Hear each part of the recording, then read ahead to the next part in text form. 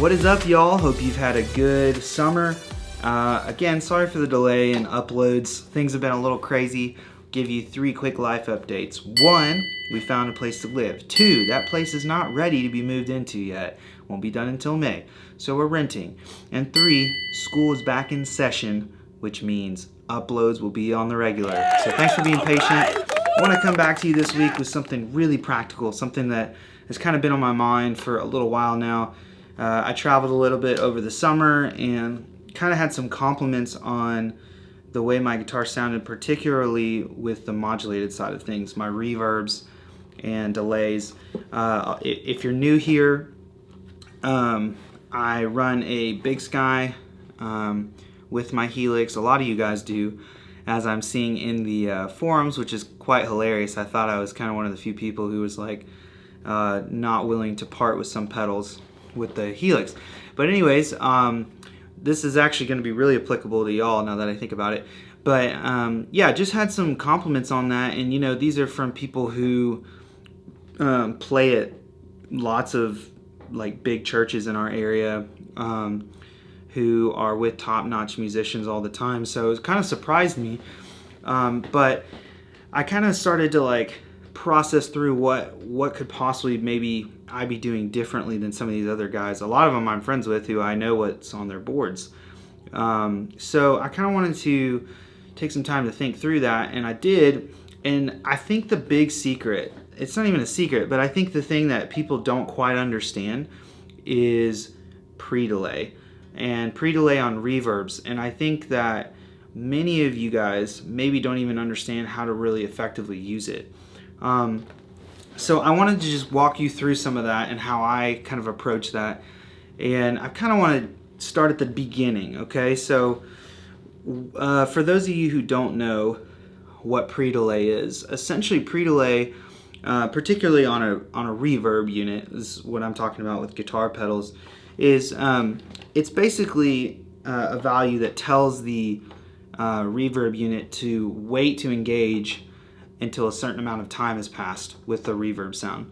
So in other words, like you might see values like 20 milliseconds or 15 milliseconds or whatever. And this isn't just for the Big Sky. This is, I pulled up a Glitz earlier, like the Glitz has pre-delay. A lot of these reverbs on the Helix have pre-delay now, which is great.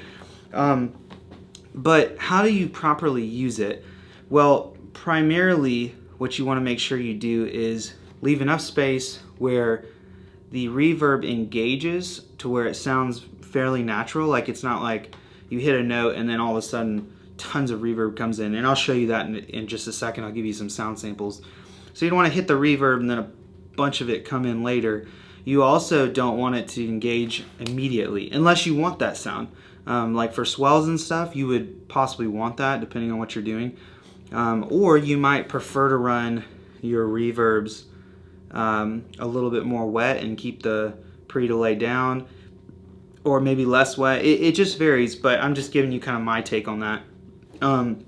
So I'm going to jump over and kind of give you kind of how I set it up on my Big Sky, and then maybe a sound sample will help you understand this a little bit better.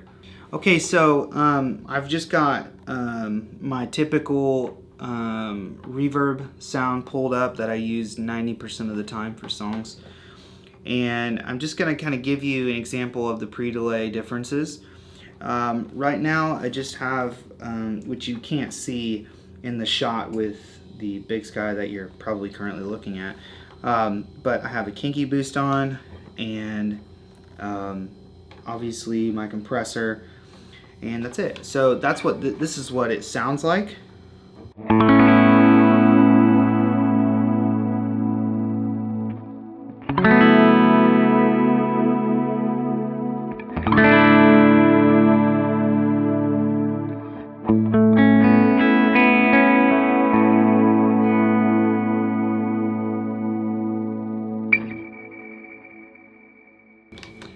Okay, so you can kind of hear the varying effects. That's the cloud setting.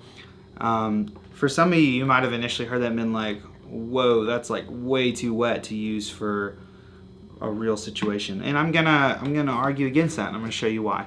So before I do that, but let me give you an example of what happens when you adjust the pre-delay to the point where, God, sorry for my stinking emails, to the point where it comes in really late. So here's what this sounds like. This is where it's currently at, right? Now I'm gonna move it way up to like 12 o'clock.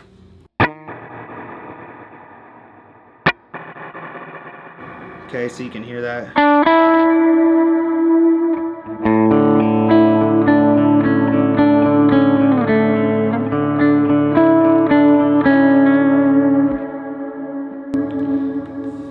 Okay, now let's like push it all the way up just to be dramatic, so you can hear.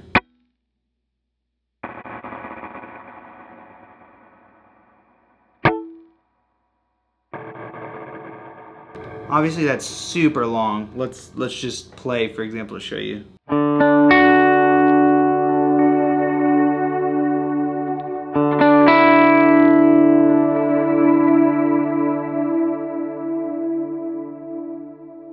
So yeah, that's an extreme example of the differences in pre-delay that you can move the pedal to. But I want to give you just a quick example of how I actually use it live. So for me, I like the pre-delay to be somewhere between 6 and 9 o'clock. Sometimes more, sometimes less, depending on what type of sound I'm using. But for my main overdrive, when I have a ton of delay and reverb and drive on, I like it to engage a little bit after the note, because what that allows me to do is keep clarity in the notes but still have a big wide sound, because essentially the pre-delay is kind of creating the illusion that your tone is wider than it actually is. So I'll kind of just show you. I'll just play something random here.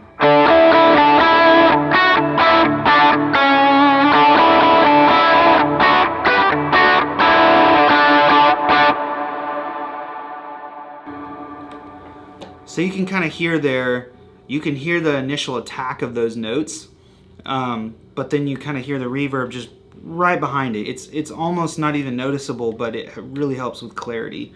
I'll just increase that just a hair so you can get even more of a better idea.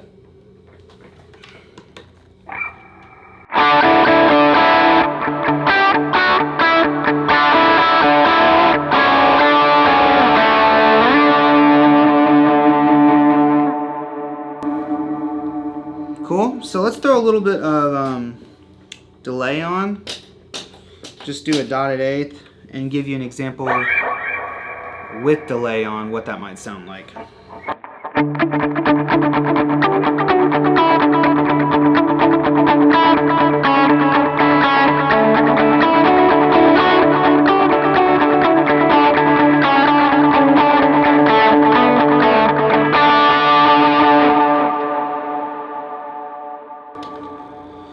Okay, so that's it. That's kind of my take on pre-delay. Absolutely use it on reverbs. It will save your tone. And right now I have things a little bit more wet, just so you guys can hear it a little better. Obviously you need to dial things according to what feels right live. But it will, if you're not already implementing pre-delay, it will absolutely change the way your guitar sounds, your tone sounds. And I think that many people don't realize how valuable it really is, and the fact that it comes with the reverbs on the Helix is a huge bonus, because as we all know, if you move from pedals to the Helix, a lot of the lower end pedals do not have a pre-delay option. You had to spend bigger money to get a pre-delay option. So please implement it. If you have any questions, feel free to ask me. I hope this video is helpful, and I will see you guys very soon. Peace!